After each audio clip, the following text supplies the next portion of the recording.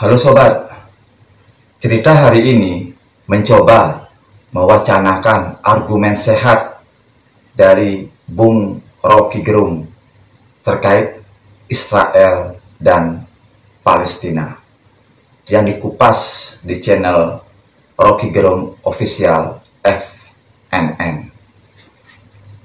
Sebelum dibingkai dengan kajian teoritis, baiknya disimak dulu rangkuman argumen Bung Rocky 4 menit ke depan. Selamat menyimak. Problemnya bukan soal agama, tetapi betul-betul ini adalah agresi. Dan itu sebetulnya yang harus kita pahami itu. Karena berbeda pemerintah, pasti berbeda cara melihat problem tuh. Kita mesti tahu bahwa setiap kekuasaan, siapapun dia, selalu ingin memamerkan kejagoannya tuh. Dan itu memang ada doktrin bahwa soal tanah itu yang kemarin kita bahas tuh. Tetapi Palestina juga berhak untuk mengklaim, karena Palestina punya, nanti bagaimana Palestina nggak punya negara, nggak punya tanah untuk hidup kan? Karena prinsip agresi Israel itu adalah memperluas terus wilayah pemukimannya kan. Kita mesti berupaya untuk menyodorkan problem ini sebagai problem kemanusiaan.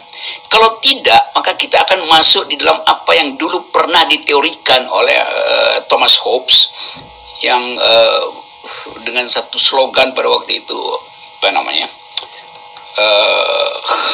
bellum omnium contra omnes, artinya perang semua orang melawan semua orang. Jadi kalau kita anggap itu perang agama, itu berarti seluruh dunia akan melakukan perang agama. Bahwa kalau kita terus berperang dengan agama, maka lama-lama kita habis punah. Nah, karena itu orang semacam Thomas Hobbes datang dengan dalil bahwa kalau misalnya setiap orang berkelahi dengan orang lain atas dasar agama, itu berarti ketakutan akan kematian menghantui terus-menerus. Nah, karena itu orang capek berperang, lalu tiba pada prinsip nasionalisme. Keputusan rasional pada waktu itu, setiap bangsa berhak atas sebuah teritori. Bukan setiap agama berhak atas teritori, karena agama yang membuat teritori itu tidak bisa ditemukan. Jadi pada waktu itu ditemukan prinsip tentang yang disebut nasionalisme berdasarkan unity of reason. Berdasarkan unity of reason, kesatuan akal.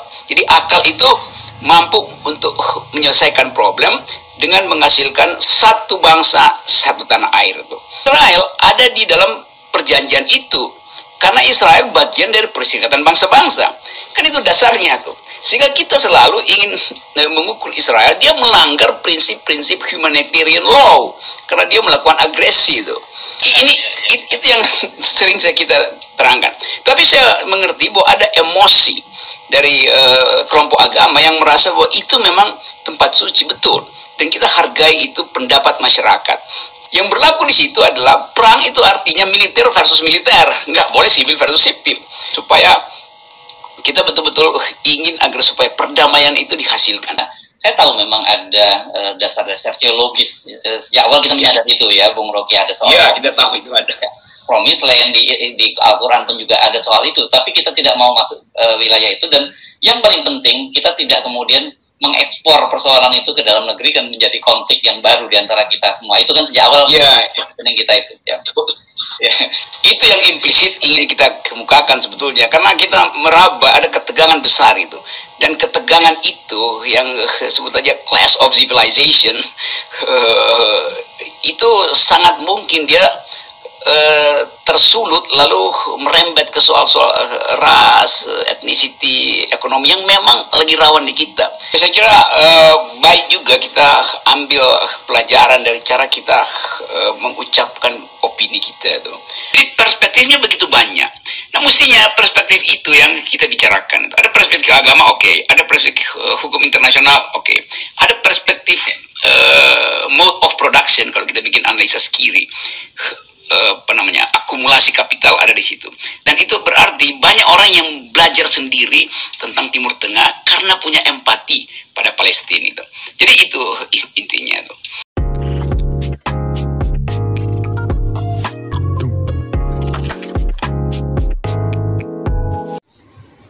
Untuk memudahkan argumen di atas baiknya digambarkan saja ke dalam peta. Silahkan Anda bayangkan peta di kepala Anda masing-masing. Ada dua peta. Yang pertama, peta dalam konteks nasional, dan yang kedua, peta dalam konteks internasional. Di peta pertama, ada sumbu vertikal dan horizontal. Di sumbu vertikal, ada kutub sekuler dan ada kutub teokratik. Sedangkan di sumbu horizontal, ada kutub plural dan monolitik. Jadi ada 4 kuadran di dalam peta tersebut. Kuadran pertama, kita asumsikan saja berisi kutub sekuler monolitik dan kutub sekuler plural. Sedangkan di kuadran yang ketiga berisi kutub teokratik monolitik dan kuadran keempat berisi kutub teokratik sekuler. Bila agresi Israel ke Palestina kita masukkan ke dalam peta tersebut, ia berada di sekuler plural. Apa alasannya? Alasannya karena yang terjadi bukanlah perang dengan alasan teokratik, namun perebutan sumber daya, kepemilikan tanah contohnya. Tentu saja kita menghormati pendapat orang lain yang memandang agresi itu ada di kutub teokratik, dan itu sah-sah saja. Terus, mengapa dikatakan plural? Karena seluruh dunia bereaksi terhadap agresi itu dengan dalil kemanusiaan. Tentu, upaya memasukkannya ke dalam kutub sekuler plural agar kita tidak lagi terjebak di dalam perselisihan tentang teokratik.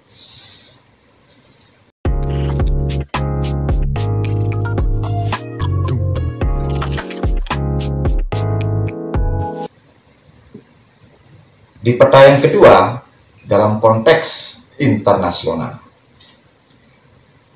di sumbu vertikal ada kutub libertarian dan justice. Sedangkan di sumbu horizontal ada kutub nasionalis dan global. Bila agresi Israel ke Palestina dimasukkan ke dalam peta tersebut, dia terjebak di kuadran libertarian nasionalis. Mengapa bisa dikatakan demikian? Karena kutukan di seluruh bangsa yang ada yang masuk ke dalam kuadran justice global tidak pernah digubris oleh Israel. Jadi, libertarian nasionalis Israel sangatlah arogan, dan itu tentunya berseberangan dengan kepentingan justice global. Bila kita gabungkan antara peta pertama dan peta yang kedua, seyogianya permainan kepentingan ada di sumbu sekuler plural dan sumbu justice global. Mengingkarinya sama saja dengan meremehkan humanity itu sendiri. Padahal dunia bergerak ke arah itu. Tentu ini cara untuk menyodorkan perdamaian.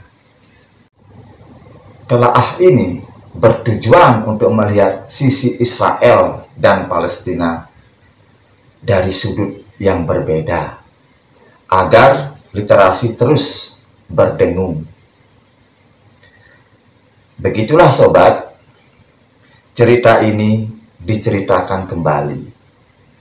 Mudah-mudahan literasi semacam ini terus maju dan sehat. Sampai jumpa di cerita berikutnya. Terima kasih.